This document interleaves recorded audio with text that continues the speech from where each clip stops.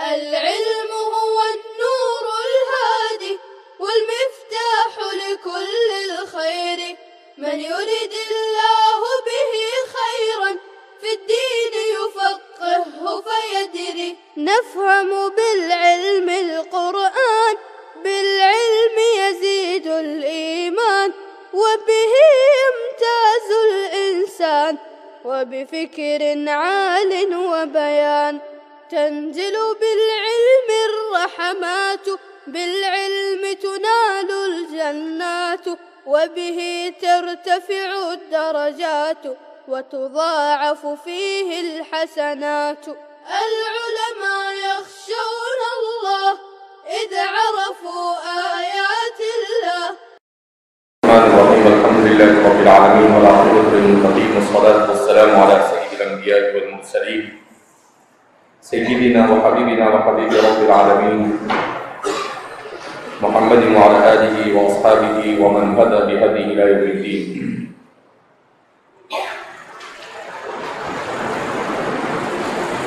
قراءة الأرض کے سلسلے میں امام مسلم متعدد روایتوں کو بیان کرنا ہے. جی ہم چلیے.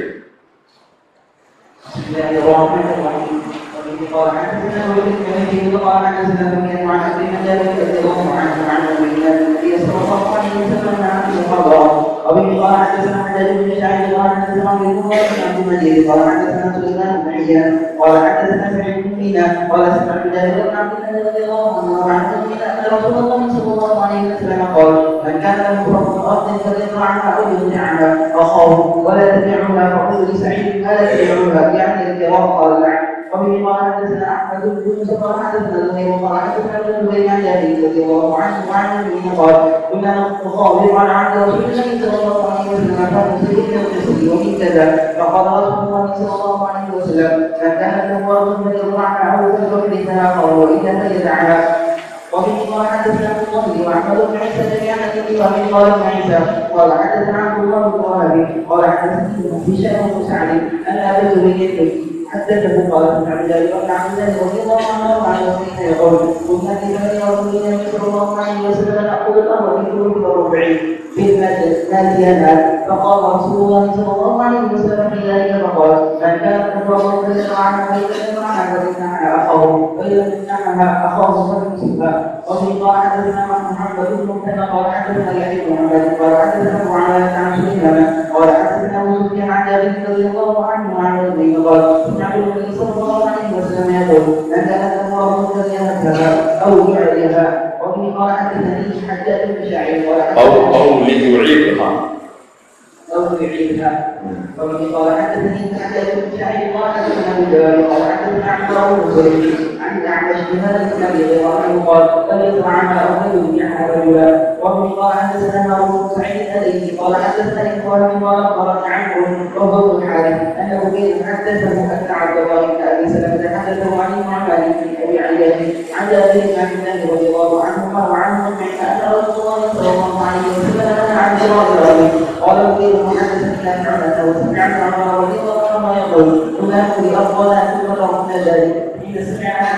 حديث رافع بن خالد رضي الله عنه. وفي قال حدثنا يحيى بن يحيى قال حدثنا ابن هشام عن ابي زبير عن جابر رضي الله عنه وعنه قال: نهى رسول الله صلى الله عليه وسلم عن بيع البيضاء سنتين او ثلاثه. وفي قال حدثنا سعيد بن منصور قال وابن هشيم وعمرو بن ناقد وزهير بن حرب قالوا اخبرنا سفيان بن عيينة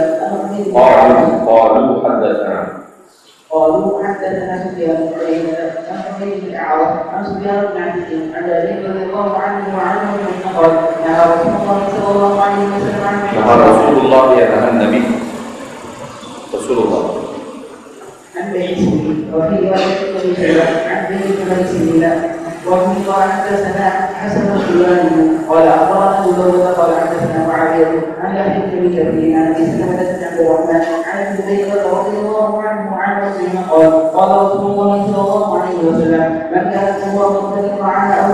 يمنحها اخاه او ليمنحها اخاه فان ابى فليمسك الله. اس سلسلے میں ایک بات یہ بیان کی جاتی ہے کہ 20ویں صدی میں دنیا میں ایک نظریہ متعارف ہوا تھا جسے اشتراکیت کہا جاتا ہے، جس پر تفصیل سے کلام کتاب البیوع کے شروع میں آیا ہے۔ تو اس وقت کچھ علماء اور کچھ جدت پسند قسم کے لوگ اس نظریے سے متاثر ہو کر اس نظریے کو اسلام کے ساتھ جوڑنے کی کوشش کرنے لگے۔ تو ان کے نظریے میں سب سے بنیادی اور اہم چیز یہ تھی کہ وسائل پیداوار کا کوئی مالک نہیں، اور وسائل پیداوار میں سب سے بڑی چیز زمین ہے۔ تو اس لیے وہ یہ کہتے تھے ملکیت زمین، یعنی کوئی آدمی زمین کا مالک نہیں ہو سکتا۔ تو انہوں نے اس طرح کی روایتوں سے استدلال کیا کہ زمین کو بیچا نہیں جا سکتا ہے، جیسا کہ حدیث کے ظاہر سے پتہ چلتا ہے لا تبیعوها۔ اسی طریقے سے قرآن کریم کی آیت کریمہ بعض آیات کو بھی انہوں نے اپنے استدلال کے طور پر پیش کیا کہ قرآن میں اللہ فرماتے ہیں وَالْأَرْضَ وَضَعَهَا لِلْأَنَامِ۔ تو اس آیت سے استدلال کرتے ہوئے کہتے ہیں کہ دیکھو اس میں کہا گیا کہ زمین کو مخلوق کے لیے اللہ نے بنایا ہے، اس کا مطلب یہ ہے کہ اس کا کوئی مالک نہیں بن سکتا۔ حالانکہ قرآن کریم کہتا ہے وَالْأَرْضَ وَضَعَهَا لِلْأَنَامِ فِيهَا فَاكِهَةٌ وَالنَّخْلُ ذَاتُ الْأَكْمَامِ وَالْحَبُّ ذُو الْعَصْفِ وَالرَّيْحَانِ۔ تو فرماتے ہیں کہ اگر اس کو مان لیا جائے کہ اس آیت کے روشنی میں زمین کا کوئی مالک نہیں بن سکتا ہے، صرف حکومت کی نگرانی میں وہ ہوگی، تو پھر آگے جو بیان کیا وَالنَّخْلُ وَالزَّرْعُ، تو یہ ساری چیزیں، اس سے تو دنیا میں کسی بھی چیز کا انسان مالک نہیں ہو سکتا ہے، اور جو چیز جس کے ہاتھ لگی وہ اس کا مالک بن جائے گا۔ تو اس لیے فرماتے ہیں کہ یہ اشتراکیت سے متاثر ہو کر خواہ مخواہ آیات قرآنی اور احادیث مبارکہ کی غلط تشریح کرنا ہے۔ صحیح یہ ہے کہ اسلام وسائل پیداوار کے سلسلے میں بھی یہی موقف رکھتا ہے کہ جو آدمی زمین کے جس خطے کا مالک ہوگا وہ اپنی زمین میں جیسا چاہے تصرف کر سکتا ہے۔ اسی لیے بعض حضرات نے یہاں تک یہ کہا کہ اشتراکی نظام میں کہ وہ مکان کو زمین پر بنا کر اسے بھی کرائے پر نہیں دے سکتے، دکان کو زمین پر بنا کر اسے بھی کرائے پر نہیں دے سکتے، لیکن یہ ساری کے ساری تعلیمات فطرت بشری کے بھی خلاف ہے، عقل اور نقل کے بھی خلاف ہے، اور شریعت کے بھی خلاف ہے، اور واقعے اور عرف کے بھی خلاف ہے، کہیں سے بیٹھتا نہیں۔ کیونکہ قرآن کریم میں تو اللہ یہ بھی فرماتے ہیں لِلَّهِ مَا فِي السَّمَاوَاتِ وَمَا خَلَقَ لَكُم مَّا فِي السَّمَاوَاتِ وَالْأَرْضِ، کہ آسمان اور زمین میں جو کچھ ہے وہ سب تمہارا ہے۔ تو اسے آپ ایسا استدلال کریں گے، اس کا مطلب یہ ہے کہ جس کے ہاتھ میں جو ہے لے لیں، کہ خَلَقَ لَكُم مَّا فِي السَّمَاوَاتِ، تمہارے لیے بنایا جو کچھ آسمان اور زمین میں ہے۔ تو ایسا نہیں ہے۔ قرآن کریم نے احادیث مبارکہ نے احل اللہ البیع وحرم الربا کہا۔ نبی کریم صلی اللہ علیہ وسلم کے دور مسعود میں حضرات صحابہ زمینوں کے مالک تھے، وہ زمینوں کو وقف کیا کرتے تھے۔ تو یہ ساری چیزیں، تعامل، اجماع، یہ ساری چیزیں اس بات کی گواہی دیتی ہے کہ وسائل پیداوار پر بھی انسان مالک، اس کا مالک بن سکتا ہے، اور اس کے عدم ملکیت کا کوئی تصور اسلام میں پایا جاتا۔ کھینچ تان کر اس کو اسلام کے تابع بنانا یہ حماقت ہے۔ جی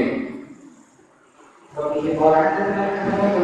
قال حدثنا ابي بكر عن معاويه عن يحيى بن يزيد عن يزيد بن معين اخبره عن مجاهد بن عبد الله رضي الله عنه عن مسلم اخبره انه سمع رسول الله صلى الله عليه وسلم ينهى عن المدابنه والعقول، فقال جابر بن عبد الله رضي الله عنه عن المدابنه والتبع بالتمر والعقول ابتغاء الارض. وفي قال حدثنا ابي بن سعيد قال حدثنا يعقوب عن ابن عبد الرحمن قال عن سهيل بن ابي صالح عن ابي عن هريره رضي الله عنه وعن قال نهى رسول الله صلى الله عليه وسلم عن المعامله والمزابنه. وفي قال حدثني ابو الله قال اخبرني ابن وهب قال اخبرني مالك بن انس عن طاووس بن الحصين ان ابا سفيان وزائر بن ابي احمد اخبره انه سمع ابا سعيد الخدري رضي الله عنه وعن من يقول نهى رسول الله صلى الله عليه وسلم عن المزابنه والمعامله والمزابنه بالتراث والمعامله بالتراث الارض. وبه قال حدثنا يحيى بن يحيى وابو ربيع الاتكي قال ابو ربيع قال حدثنا وقال يحيى اخبرنا عن ابو زيد عن عمرو قال سمعت ابن عمر رضي الله عنه حين يقول قلنا لا نرى بالخمر بأسا حتى كان عاما قلنا لا نرى بالخمر بأسا قلنا لا نرى بالخمر بأسا حتى كان عاما فزعم رافعنا رضي الله عنه وہی مخابرہ سے الخمر جی وبه قال حدثنا ابو بكر قال حدثنا ابن عمر وحدثنا علي بن ابراهيم والدينار قال حدثنا اسماعيل وهو بن علي عن ايوب وحدثنا اسحاق بن ابراهيم قال اخبرنا وكما قال حدثنا سفيان كلهم عن ابن الدينار بهذا الاسناد مثله وكذا في حديث ابن علي ان تقرأنه من اجله. وبه قال حدثنا علي بن ابراهيم قال حدثنا اسماعيل عن ايوب عن ابي. اس روایت میں بیان کیا امام مسلم فرماتے ہیں کہ تمام راوی اسی طرح سے بیان کرتے ہیں وزاد فی حدیث ابن عیینہ اور ابن حدیث حضرت سفیان ابن عیینہ کے حدیث میں کچھ اضافہ ہے فترکناہ من اجلہ تو اسی وجہ سے ان کے حدیث کو ہم نے ذکر نہیں کیا. کیوں؟ اس لیے کہ وہ غریب حدیث ہے کیونکہ صرف انہی کی روایت میں زیادتی بیان کی جاتی ہے دوسری کسی روایت میں وہ زیادتی پائی جاتی نہیں ہے اس لیے اس وجہ سے ہم نے اس حدیث کو ترک کر دی. قال عمر رضي الله عنهما فقد منعنا ورفعنا اسعار منا. وبه قال حدثنا يحيى بن يحيى قال اخبرني يزيد بن زريع عن ايوب عن ابي ان ابن عمر رضي الله عنه وعنه ان كان يقيم ذلك عنه على النبي صلى الله عليه وسلم وفي اماره ببكر وعمر وعثمان وصدره من خلافه معاويه رضي الله عنه اجمعين حتى بلغ في اخر خلافه معاويه رضي الله عنه ان رافع بن خديجه رضي الله عنه يحدث بها بنهج عن النبي صلى الله عليه وسلم فدخل عليه وانا معه فساله فقال كان رسول الله صلى الله عليه وسلم ينهى عن كراء المزارع فتركها عمر رضي الله عنه بعد فجاء اذا سئل عنها بعد قال جعل ابن خديجه رضي الله عنه ان رسول الله صلى الله عليه وسلم نهى عنها. اس حدیث میں حضرت عبداللہ بن عمر کے تعامل کو بیان کیا جا رہا ہے جس میں فرماتے ہیں کہ حضرت عبداللہ بن عمر رضی اللہ تعالیٰ عنہ انہوں نے فرمایا کہ ان ابن عمر كان يكني مزارعه على عهد رسول الله صلی اللہ علیہ وسلم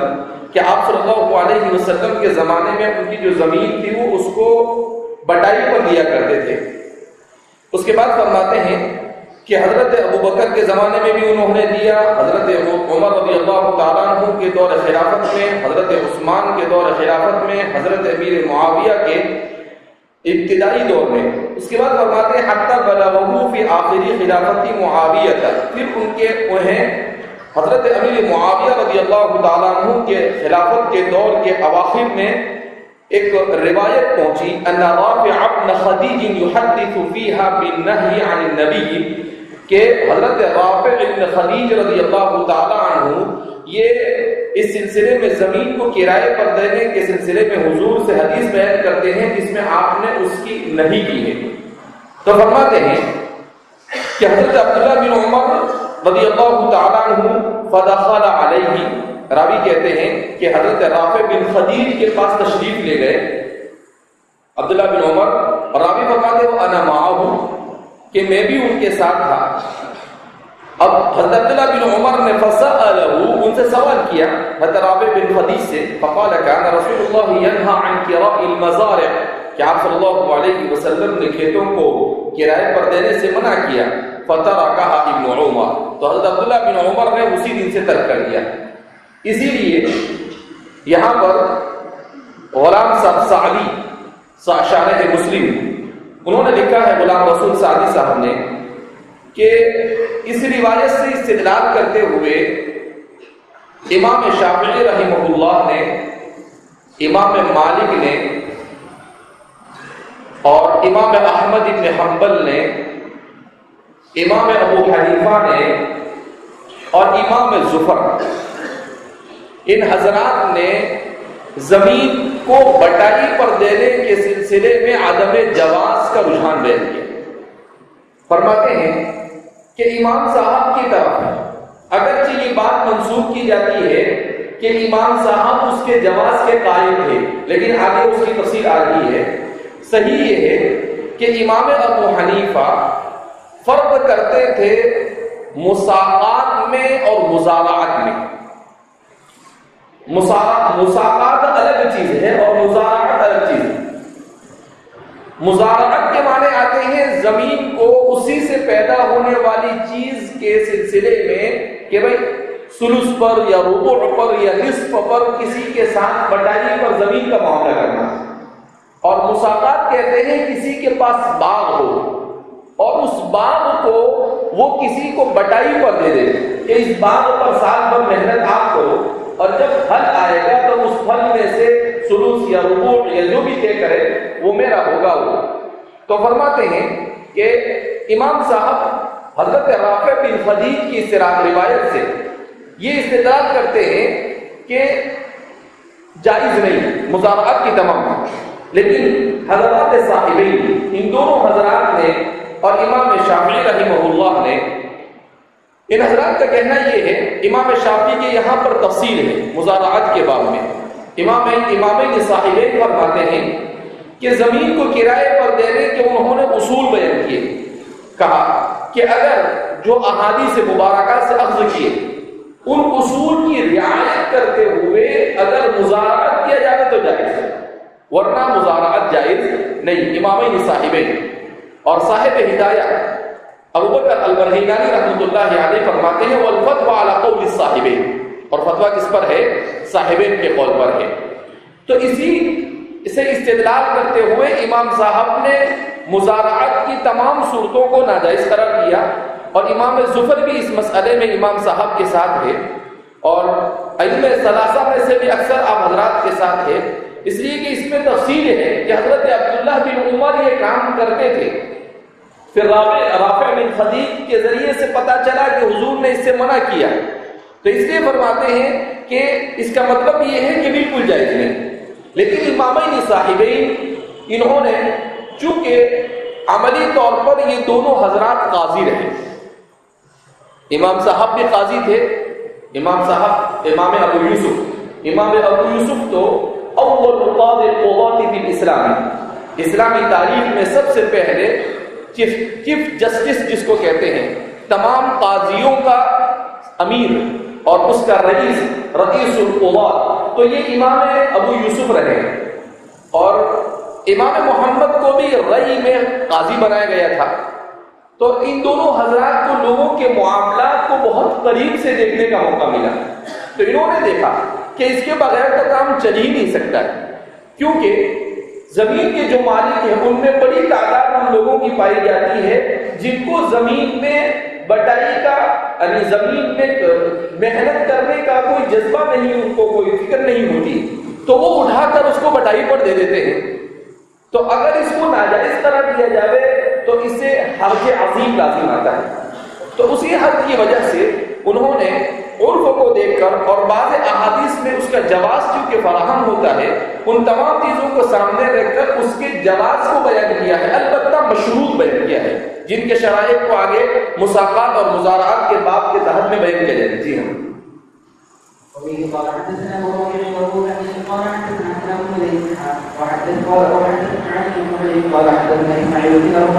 اب بہت اچھے انداز میں اسلام کو سمجھنے کی اس لیے بھی ضرورت ہے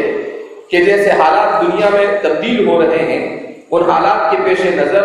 اسلام کو اور اچھے انداز میں لوگوں کو سمجھانے کی ضرورت یہ علماء اور طلباء کے لیے بہت ضروری ہو جائے گی، اس لیے کہ طالبان کی کامیابی کے بعد سے پورے باطل خیمے کے اندر ایک قسم کا بھونچال مچا ہوا ہے، اور انہیں پتا ہے کہ ایک مرتبہ مسلمان کھڑا ہو گیا تو اب دنیا میں کوئی اس کو روک سکتا نہیں ہے، اس لیے گزشتہ کل سے مسلسل پوری دنیا کفر، دنیا شرک، دنیا الحاد اور دنیا باطل یہ سمجھ رہی ہے کہ جاء الحق وزهق الباطل، کہ حق آ چکا ہے اور باطل کے مٹنے کے دن قریب آ چکے ہیں۔ تو اس لیے طالبان کی کامیابی پر مسلمان کو خوش ہونا یہ اس کی، میں کہتا ہوں کہ اس کے ایمان کا تقاضا ہے، اور من علامات الایمان، کیوں کہ ہماری 2-3 نسلیں ایسی چلی گئی جنہوں نے اسلام کی فتح کو سنا ہی نہیں۔ 100-150 سال کے بعد ایسا موقع آ رہا ہے کہ اللہ نے ہمیں نصیب فرمایا کہ کم سے کم ہم ایک فتح بھی سن سکے، جن طالبان کے سلسلے میں 20 سال پہلے امریکہ بڑی حقارت کے ساتھ یہ کہتا تھا کہ ان کو تو ہم 2 دن میں ختم کر دیں گے، ان طالبان نے ان کو اسی دن کہہ دیا تھا کہ 2 دن نہیں 20 سال، اور اگر ضرورت پڑی تو 100 سال تک بھی ہم تمہارے ساتھ لڑیں گے، لیکن ہم ہار جائیں یہ تو ممکن نہیں۔ اس لیے فرماتے ہیں کہ بش نے جب اس جنگ کو شروع کیا تھا، اس وقت دنیا کا سب سے بڑا اخبار ہے امریکہ کا، دا ٹائمز جس کو کہتے ہیں، اس ٹائمز نے ملا عمر سے انٹرویو لیا اور اس انٹرویو میں آپ سے کہا کہ دنیا کے 50 ملکوں کے 57 ملکوں کے لوگ آپ کے یہاں پر آئیں گے جو پورے اسلحے سے لیس ہوں گے۔ تو فرماتے ہیں کہ آپ نے مسکرا کر اس کو جواب دیا کہ ہم ہتھیاروں سے تھوڑی لڑتے ہیں، ہم تو جذبہ ایمانی سے لڑتے ہیں، اور ایمان کے جذبے والوں کی کامیابی کا وعدہ اللہ نے کیا ہے۔ تو کہا کہ تم بھی دیکھو، ہم بھی دیکھتے ہیں کہ کامیابی کس کو ہوتی ہے، اللہ نے جو وعدہ کیا ہے انہیں کام ان تنصروا اللہ ینصرکم ویثبت اقدامکم۔ تو کہا کہ دیکھتے ہیں کامیابی کس کو ملتی ہے۔ بش بھی انتظار کر لے، اور بش بھی ابھی زندہ ہے، مرا نہیں ہے، اس نے بھی دیکھ لیا کہ بہرحال جو نہتے تھے اور جن کے پاس کچھ نہیں تھا، انہوں نے وہ کر کر دکھایا جو دنیا کی بڑی بڑی طاقتیں کر کر نہیں دکھا سکتی تھی۔ انہوں نے فضا بدر پیدا کر دی، انہوں نے فتح مکہ کی یاد تازہ کر دی۔ حضرت شیخ الاسلام فقیہ الاصل حضرت مولانا تقی عثمانی صاحب نے بھی اپنے ٹویٹر اکاؤنٹ پر ٹویٹ کرتے ہوئے لکھا ہے کہ عالم اسلام کے لیے ایک آئیڈیل ہے یہ لوگ کہ جنہوں نے یہ ثابت کر دیا کہ انتم الاعلون ان کنتم مؤمنین، اگر ایمان مضبوط ہوگا تو بغیر ہتھیار کے بھی تم جیت جاؤ گے، اور اگر ایمان مضبوط نہیں ہوگا تو سارے ہتھیار کے بعد بھی کچھ نہیں ہوگا۔ اس لیے کہتے ہیں کہ امریکہ نے 3 لاکھ افغانیوں کو $100 ارب خرچ کر کر تیار کیا۔ کتنے؟ $100 ارب۔ 1 ارب کتنا ہوتا ہے؟ 1 لاکھ کروڑ کا 1 ارب ہوتا ہے۔ دنیا کے کئی ملکوں کا بجٹ ہو جاتا ہے، ان کو تیار کیا ہے۔ طالبان کی تعداد 70,000، مگر اس کے باوجود بھی وہ طالبان کا مقابلہ نہیں کر سکے۔ جب طالبان نے اگست کے مہینے میں آغاز کیا اپنی مہم کا، اس وقت امریکہ مذاق اڑا رہا تھا، کہا 10 سال لگیں گے ان کو کابل پہنچتے۔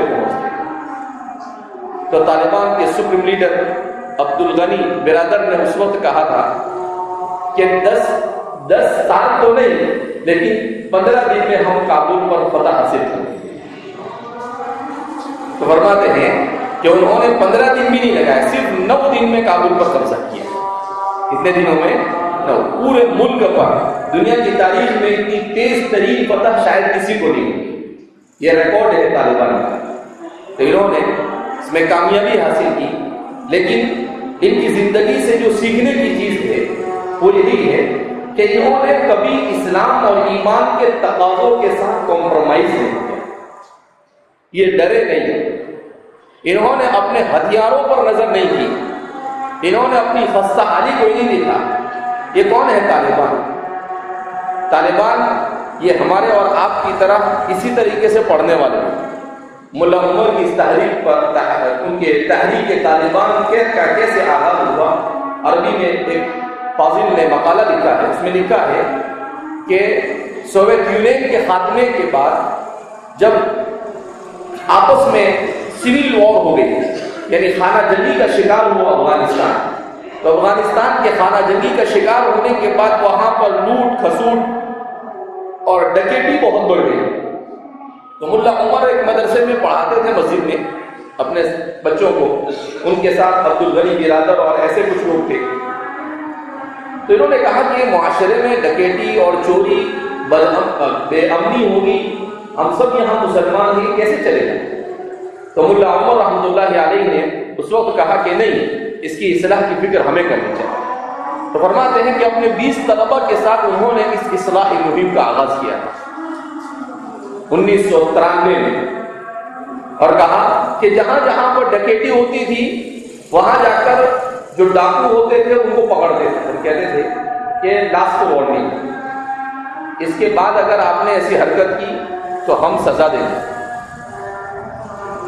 اس کے بعد وہاں جو ذمہ دار ہوتے تھے ان کو بھی کہتے تھے کہ اگر آپ نے ان چیزوں کو نہیں روکا تو ان کے ساتھ آپ کو بھی سزا ملے۔ تو اس کی وجہ سے اس کا اثر یہ ہوا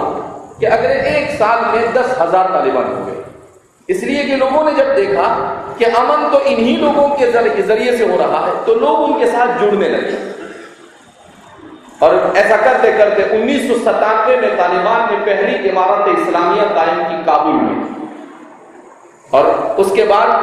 جب مغربی طاقتوں نے دیکھا کہ یہ تو امارت اسلامیہ اور خلافت اسلامیہ گویا کہ ایک طرح سے قائم ہو چکی ہے ہمارے ہوتے ہوئے، ہماری اتنی طاقت کے باوجود،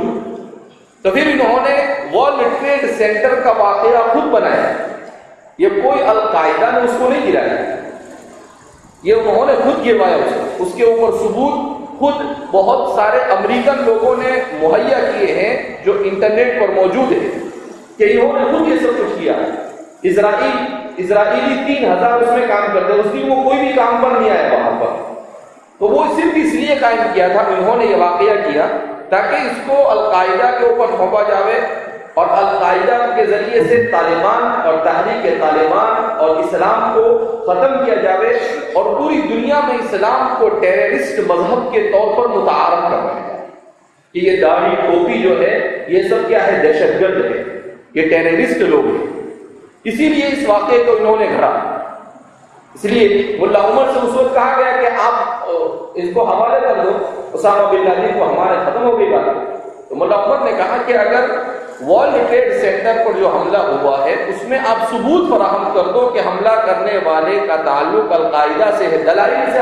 تو ہم آپ کے حوالے کریں، لیکن آپ کے پاس دلائل نہیں تو حوالے نہیں کریں۔ کہا کہ ہم آپ کی اینٹ سے اینٹ بجائیں، کہا اینٹ سے اینٹ بجانا تو اللہ کے ہاتھ میں، اب کیا کریں۔ اس وقت طالبان کی حکومت 2001 میں ختم ہو گئی۔ مجھے یاد ہے ہم لوگ مشکات میں تھے، جلالین کے درس کے دوران یہ رپورٹ آئی تھی کہ بھئی ورلڈ ٹریڈ سینٹر کو کیا کر دیا گیا، ختم کر دیا گیا، اور پھر اسی کو بہانہ بنا کر انہوں نے طالبان کو 2001 میں ختم کیا، اور رمسفیلڈ یہ ان کا جو وزیر دفاع تھا امریکہ کا، اس نے کہا تھا کہ ہم طالبان کو 2 دن میں ختم کر دیں۔ تو طالبان نے اس وقت ان کو کہا تھا 2 دن میں نہیں، تم ہمیں 20 سال میں بھی ختم نہیں کر سکتے، بلکہ تم یہاں سے ہار کر جاؤ گے، یہ لکھ کر لیں۔ تو ہوا وہی جو ان لوگوں نے کہا، قلندر ہر چگوین دیدہ ہوئے۔ تو الحمدللہ پوری عالم اسلام نے اس پر خوشی منائی ہے اور بنانی بھی چاہیے۔ ہاں یہ بات الگ ہے کہ جیسے طالبان نے خوشی منائی تو اس خوشی میں انہوں نے کوئی دھمال مستی نہیں کی، کما انتم تفعلون، ایسا کچھ کرنے کی ضرورت نہیں۔ یعنی انہوں نے اتنے بڑے واقعے کے بعد بھی انہوں نے کیسے خوشی منائی، تو کہا کہ صدارتی محل میں داخل ہوئے اور ایک شخص کو صدارت کی کرسی پر بٹھایا اور کہا پڑھ اذا جاء نصر اللہ والفتح۔ اس نے اذا جاء نصر اللہ پڑھ فتح پڑھی، بس ختم ہو گیا۔ اور اسی طرح سے انہوں نے وہ کابل میں داخل ہو کر کابل میں ان کو کنٹرول حاصل ہوا، تو ان کا ایک بریگیڈ ہے 313 بدریین بریگیڈ، جو ان کی اسپیشل فورس ہے طالبان کی، اس کے جو ذمہ دار ہے ان کے بارے میں آتا ہے کہ وہ سجدے میں گر گئے اور زار و قطار رونے لگے،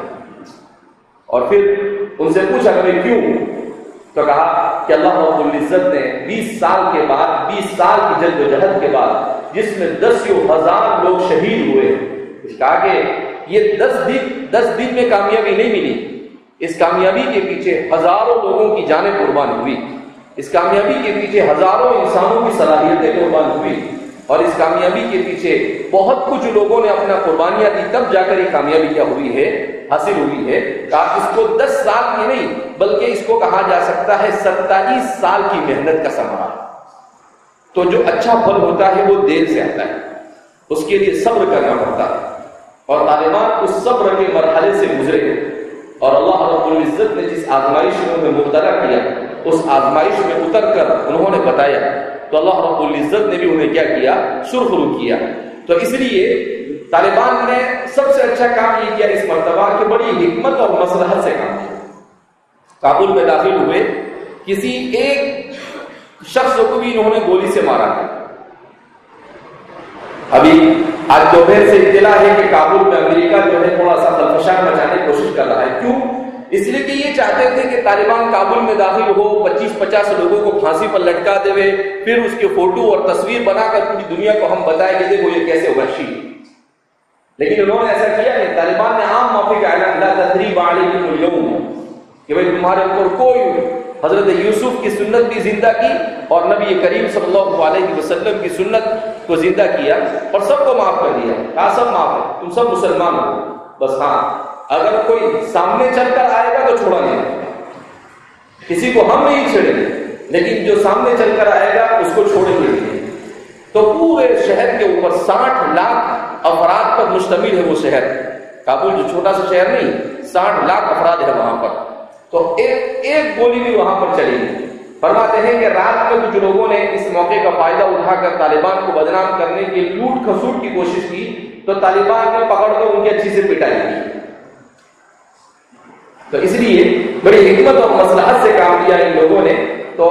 اللہ رب العزت سے دعا کرنی چاہیے کہ اللہ رب العزت انہیں ثابت قدمی نصیب فرمائے اور ان کی کامیابی کو قائم اور دائم رکھے. اور کیونکہ تمبو میں ہلچل مچا ہوا، یہ پریشان ہے کہ اب کیا کیا جائے. ان کے دماغ معوف ہو چکے ہیں، کام کرنا چھوڑ دیا ان کے دماغ میں. میں نے تو الحمدللہ ہم میں سے ہر ایک کو 2 رکعت صلاۃ شکرانہ پڑھنی چاہیے کہ ہم نے اس کامیابی کو دیکھا. میں نے تو رات میں ہی 2 رکعت صلاۃ شکرانہ ادا کی کہ اللہ کم سے کم ایک کامیابی ہمیں اسلام کی سننے کو ملی. تو اس لیے ایسے موقع کو سننے کے بعد اپنے آپ کو مزید اچھے انداز میں تیار کرنے کی کیا کرنی چاہیے؟ کوشش کرنی چاہیے، تاکہ لتکون کلمۃ اللہ ہی العلیٰ. صرف اسی مقصد سے انہوں نے جو کچھ کیا اور اللہ نے ان کی مساعی جمیلہ کو قبول فرمائے. بار چلیے